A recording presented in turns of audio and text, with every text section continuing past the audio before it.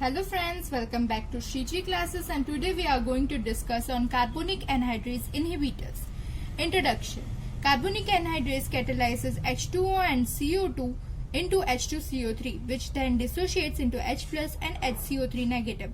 Thus it transports bicarbonate ion and secretes H plus ion. Carbonic anhydrase is present in renal tubular cell, gastric mucosa, exocrine, pancreas, ciliary body of eye, brain and RBC. They are also known as self-limiting diuretics. The site of action is mainly PCT. Mechanism of action. Here is the tubular cell, here is the lumen and here is the blood. The sodium bicarbonate gets filtered at the glomerulus and then dissociates into sodium and bicarbonate ion. The bicarbonate ion then combines with H plus to form H2CO3, which in the presence of carbonic anhydrase 4 gets dissociates into H2O and CO2. Then the diffusion occurs.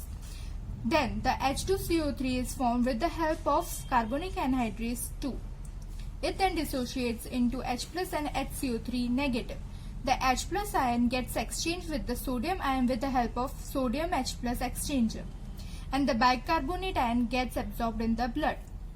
Now the carbonic anhydrase inhibitor like acetazolamide non-competitively and reversibly inhibits the carbonic anhydrase. Carbonic anhydrase inhibitor.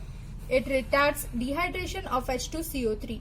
Less CO2 diffuses back into the cells, hence inhibition of bicarbonate ion reabsorption occurs.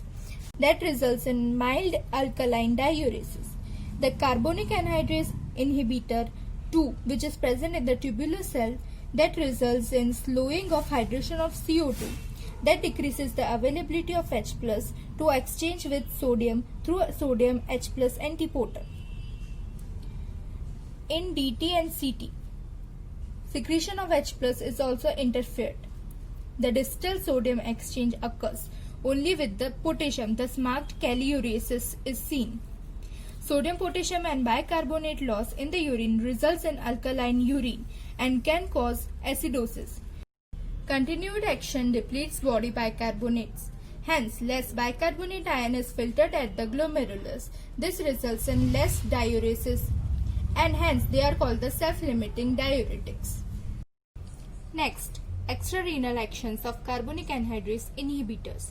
First, on eye, it lowers intraocular pressure by decreasing the production of aqueous humor. Second, gastric and pancreatic.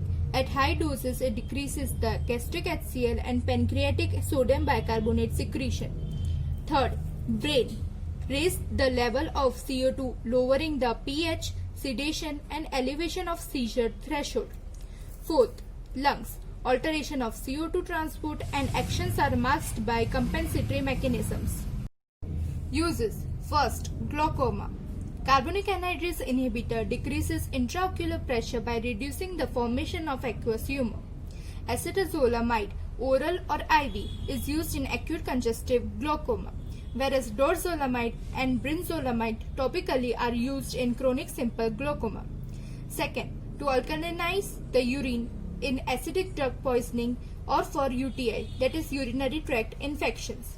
Third, mountain sickness. Rapid ascent to the high altitude may produce symptoms like headache, giddiness, weakness and insomnia lasting 1 to 2 days.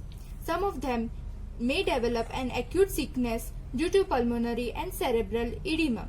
Acetazolamide can be used both for symptomatic relief and prophylaxis of the acute mountain sickness. 1 to 2 days before the travel it has to be taken. Mechanism is by altering the CO2 transport in the lung, tissues and brain, as well as by decreasing the CSF formation and lowering the pH. Fourth, periodic paralysis. Acetazolamide is added as an adjuvant in familial periodic paralysis. Benefit results from lowering of pH. Fifth, epilepsy. It is added as an adjuvant in absence seizure, but tolerance to anti-epileptic action develops. Pharmacokinetics. Acetazolamide is well absorbed orally, that is the route is oral, excreted unchanged in the urine. Dose 250 mg BD, that is twice a day. Action of a single dose lasts 8 to 12 hours. Methazolamide, its action lasts for 14 hours. brinzolamide and dorzolamide are topical carbonic anhydrase inhibitors. Next, adverse effects. Acidosis, hypokalemia, drowsiness, paresthesias, rarely bone marrow depression, headache, hypersensitivity reaction like skin rashes, fever, fatigue, abdominal discomfort. Contraindications. First, contraindicated in liver disease. It may precipitate the hepatic coma as alkaline urine favors reabsorption of ammonia. Second, contraindicated in COPD. Worsening of acidosis is seen in patients with COPD. Thanks for watching my video, and if you found it helpful then please like, share and subscribe to our SHE classes.